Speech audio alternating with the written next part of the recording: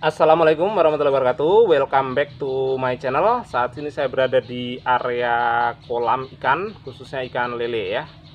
Nah, saya akan buat suatu materi, yaitu bagaimana cara kita mengganti air di kolam burayak lele, dimana ikannya masih sangat kecil-kecil. Kalau kita sembarangan mengganti, maka nanti ikan akan kesedot ya. Bagaimana caranya supaya ikan tidak tersedot ya. Di sini akan saya berikan beberapa cara. Nah, tapi yang jelas saya lebih mengusahakan cara yang menggunakan selang ya. Jadi kita sedot supaya airnya keluar lewat selang. Nanti bisa juga sih kita memakai memakai pipa paralon yang lembut, kita tancapkan, itu juga bisa ya. Nah, yang jelas ada beberapa. Mari kita bahas ke kolam. Nah, ini yang mau kita praktekkan. Di sini berusi nener ikan lele atau burayak ikan lele atau bayi ikan lele ya, itu ukurannya cukup kecil-kecil. Jadi karena kecil gini, jadi kita menggantinya harus dengan cara khusus supaya ikan tidak tersedot, tapi airnya bisa berganti. Tentunya kita tidak akan mengganti seluruhnya, hanya sebagian saja ya. Kalau kita ganti seluruhnya, ikan tidak akan kuat, karena biasanya ikan lele tidak bisa menerima air yang masih baru dari sumur. Nah, teknisnya gimana? Jadi nanti ini air kita kurangi, setelah itu nanti baru kita isi dengan air dari sumur ya. Ini ada di kolam ukuran 3 meter kali 6 meter. Nah, di sini saya gunakan paralon, yaitu paralon 2 dim. Karena kebetulan keluaran kolam ini memang 2 dim ya. Jadi ini pas kalau dipasangkan. Nah, di sini ada lubang-lubangnya kecil-kecil, jadi nanti air akan bisa keluar melalui lubang ini dan ikannya tidak tersedot. Nah, tapi kelemahannya paralon ini apa? Nanti akan cepat tertutup ya. Karena biasanya kotoran-kotoran akan menyumbat di sini ya. Nah, kalau mau sih gunakan paralon yang lebih besar. Jadi kalau lebih besar ini sampai 4 dim ini. Terus kalau saya nggak punya keluaran 4 dim gimana? Nah, nanti ada caranya ya. Jadi kalau paralonnya besar gini, otomatis tertutupnya itu lama. Kalau misalkan ada lubang yang tertutup, masih ada temannya yang belum ya gitu. Nah, tapi kalau nggak ada keluarannya gimana? Nah, nanti saya jelaskan teknisnya. Sebenarnya untuk paralon ini tuh kita perlu tutupnya ya, atau dop ya. Tapi karena kebetulan nggak ada ya, langsung aja saya tutup pakai plastik ini juga bisa. Yang penting tertutup ya, plastik diikat dengan tali rafia gini juga boleh. Begitu juga yang ini 4 dim ini saya nggak punya dopnya, tutupnya di sini ya sudahlah, pakai yang ada aja, pakai tali juga bisa. Oke ya, sebelum saya mulai, di sini saya bawa serok dulu. Ini serok saya taruh di sini. Tujuannya nanti kalau ada ikan yang ke bawah ya masih bisa ketampung di serok ini ya gitu. Kemudian yang di sini, ini kan lubang keluarannya berupa paralon ini ya. Nanti akan saya ganti dengan paralon yang berpori ini supaya ikannya tidak terbawa. Di sini saya karena pegang HP, saya nggak bisa ini, saya matikan dulu HP-nya. Nanti pas terpasang saya tunjukkan aja. Nah, begitu saya ganti, air keluar lewat pori-pori dan langsung bisa saya tampung di sini ya, bisa keluar di sini. Ini saya tampung, nggak tahu ada burayanya atau enggak. Alhamdulillah nggak ada yang ke bawah ya gitu. Jadi teknis pertama seperti ini ya. Setelah itu kalau misalkan gini ya, kadang-kala masih ada kelemahan kalau burayak terlalu kecil, kadang nanti ada yang ekornya nancap di pori-pori tadi. Jadi itu sayang, nanti dia akan mati ya. Nah, maka lebih aman kalau saya gunakan paralon yang pori-porinya lebih besar. Oh, bukan pori-porinya lebih besar, yang ukuran paralonnya lebih besar supaya tidak nancep. Karena ini, kalau paralonnya kecil, sebenarnya aliran di tiap pori-pori itu pasti deras, karena pori-porinya hanya sedikit. Tapi kalau yang besar yang seperti ini, nanti pori-porinya saking banyaknya, nanti pergerakan airnya tidak terlalu cepat. Nah, tapi karena di sini lubangnya itu nggak memenuhi, ya kalau misalkan saya pasangkan nggak akan bisa nih ya gitu. Nggak bisa, maka nanti Di sini pakai cara khusus. Nah, ini saya tunjukkan ada ikan-ikan lele yang nancap di sini. Ini kasihan juga nih. Ditolong juga mungkinan ini akan mati ya. Jadi cara ini cenderung saya tidak pakai. Kalau pakai yaitu cara lain. Ini justru nanti akan saya bungkus dengan kain. Nanti akan saya bahas ya. Nah, ini karena paralonnya belum ada tutupnya, jadi nanti akan saya tutup dulu. Saya gunakan plastik kresek aja. Jelek nggak apa-apa. Yang penting tertutup ya, maksudnya nggak ada lubangnya. Kemudian nanti diikat, terserah ikatnya pakai apa. Ini saya gunakan saja tali rafia.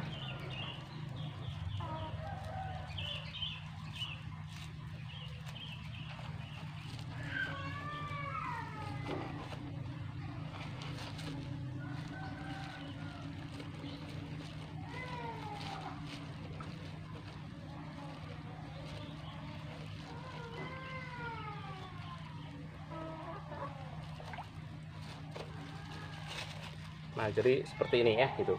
Nah, sekarang makanya gimana? Nanti ini saya celupkan ke air dalam posisi terbalik, tutupnya di bawah. Habis itu dari dalamnya saya sedot pakai selang. Nah, sekarang paralon besar sudah saya pasang. Di sini ada selang saya masukkan. Ini selang 1 dim ya. Oh ya, masalah ukuran dim ini kebiasaan orang di daerah saya menyebutnya. Biasanya kalau di tempat lain nyebutnya inci. Jadi maksudnya ini paralon yang ini 1 inci diameter dari selang ini ya. Sementara kalau paralon tadi saya bilang 4 dim, itu berarti diameternya 4 inci ya gitu. Nanti tinggal saya sedot dari sini ya.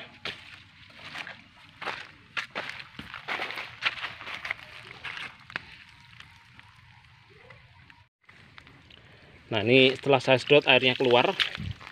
Air ini langsung menyedot air yang berasal dari dalam sini ya. Dari dalam paralon ini ya. Ini karena paralonnya lubangnya lebih banyak, kemungkinan ikan kesedot itu lebih kecil. Nah, sekarang saya akan mencoba cara lain yang menurut saya juga lebih aman, dan kita tidak harus menggunakan paralon yang pori-porinya kecil seperti ini. Oke, berikutnya nanti saya gunakan ini. Ini juga sama paralon seperti tadi. Hanya saja ini kita lakukan kalau misalkan paralonnya rongganya lubang-lubangnya itu agak besar gini ya. Nah, bandingkan dengan yang tadi. Kalau yang tadi kan kecil banget lubang-lubangnya. Ini lubangnya besar-besar. Nah, kalau lebih besar-besar mari kita tutup dengan kain ya. Kainnya terserah, pokoknya yang pori-porinya kecil lah. Nah, kemudian nanti pasangkan selang yang mau kita pakai. Ini sengaja saya pilih selang yang kecil ya gitu. Oh ya, jadi nanti kalau buraya yang kecil-kecil Anda takut, selangnya kecil aja, kemungkinan kesedot juga lebih kecil. Jadi kalau yang besar itu nanti kan tarikan ke dalam paralonnya kuat. Nah, kalau selangnya kecil gimana? Apakah nggak lambat? Ya tentu saja lambat ya gitu. Nah, kalau pengen cepet ya sudah gunakan yang banyak itu ya. Ada 10 buah, ada 20 buah ya pasti jadi lebih cepat ya gitu. Tinggal gitu aja ya gitu. Nah, sekarang saya gunakan ini. Nah, nanti kita ikat ya. Ya pokoknya teknisnya silakan atur sendiri, yang penting jangan sampai ada lubang di sini. Kalau ada lubang sayang, nanti percuma ya gitu. Kemudian nanti ini selangnya masukin aja ya. Sekalian diikat. Ini pakai plastik aja, terserah pakai tali rafia boleh, pakai karet boleh, yang penting kita ikat. Ini pakai plastik yang biasa dipakai bungkus ikan cupang. Biasanya ditarik gitu. Jadi gini, plastik yang bisa ditarik. Tidak semua merek plastik bisa ditarik ya gitu. Kemudian nanti di sini ya ikatkan aja, intinya supaya nggak bocor gitu aja ya gitu.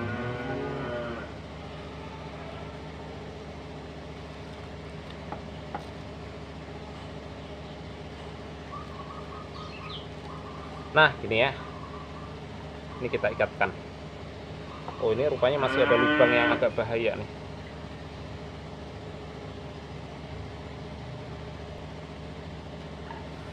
Nah, gini ya, udah saya ikatkan, yang penting ini ketutup gitu ya. Nah, nanti tinggal kita sedot ya gitu.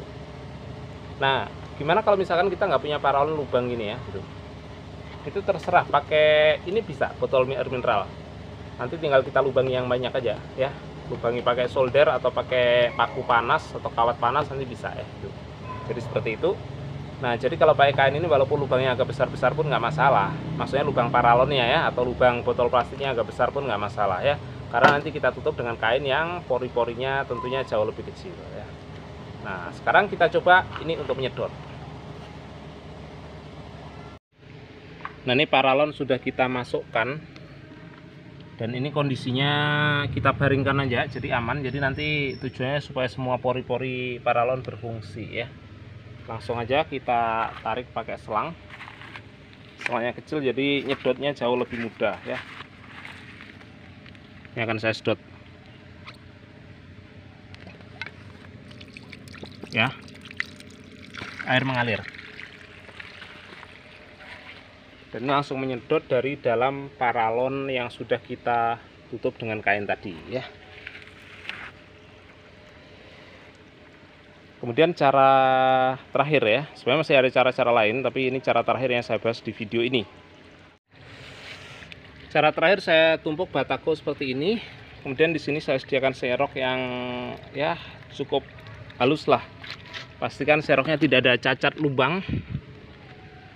Kemudian nanti itu seroknya saya ganjal ya. Terserah ganjalnya pakai batu bata bisa, pakai genteng bisa. Saya malah pakai ini. Ini apa? Keni. Yaitu sambungan L pada paralon. Nah, kemudian nanti selang saya masukkan di sini. Tujuannya ya, jadi nanti saya akan menyedot selang nyedot air yang ada di dalam serok ini. Cuman biasanya problemnya kalau langsung disedot, nanti hanya fokus di satu titik dan itu nanti akan ada burayak-burayak yang nempel. Maka ini diperlukan supaya dia menyedot yang ada di dalam seroknya, nggak nempel di dinding seroknya itu ya. Nah, makanya perlu ini biar nanti fokus nyedot yang ada di dalam sini, tidak ke satu titik. Jadi pemasangannya seperti ini. Ini selang sudah masuk ke dalam keni, jadi langsung kita sedot keluar gini, dan air keluar di sini ya. Gitu. Atau saya langsung pakai ini ya. Jadi 2 keni dan 2 selang langsung bareng-bareng bekerja sama ya. Dan nanti berakhir di sana. Airnya akan mengalir ke pembuangan ya. Dua-duanya mengalir. Bahkan tiga-tiganya nih. Yang ini juga ya, yang selang kecil, meskipun kecil-kecil kita pakai. Oke, semoga burayaknya tetap sehat-sehat sampai dijual, sampai ke petani dan petaninya bisa panen ya, sehingga semuanya saling menguntungkan. Dan silakan juga ditiru ya ilmu ini. Tanpa kalian meniru, tanpa praktek, tidak ada gunanya ilmu yang dipelajari di sini. Selanjutnya kalau air sudah tinggal setengahnya atau mungkin sepertiganya atau seperempatnya, nanti tinggal kita isi lagi. Untuk pengisian saya tidak membahas ya. Saya kira semuanya pasti bisa. Oke ya, demikian tadi pembahasan saya tentang cara mengganti air di kolam burayak lele khususnya. Kalau misalkan burayak yang lebih kecil seperti burayak ikan cupang itu jauh lebih lembut. Itu saya lihat itu petaninya itu pakai yang metode tadi ya, paralon dikasih kain. Bahkan kainnya itu adalah kaos kaki kaos kaki pemain bola itu ya. Sehingga nanti betul-betul rapat ya. Yang penting air bisa terganti. Yang penting air yang mengandung zat-zat seperti amonia, nitrat yang sudah tercemar itu bisa berganti. Sementara kotoran di bawah itu cenderung tidak begitu berbahaya ya gitu. Oke, demikian tadi ulasan dari saya. Sampai jumpa di video berikutnya. Wassalamualaikum warahmatullahi wabarakatuh.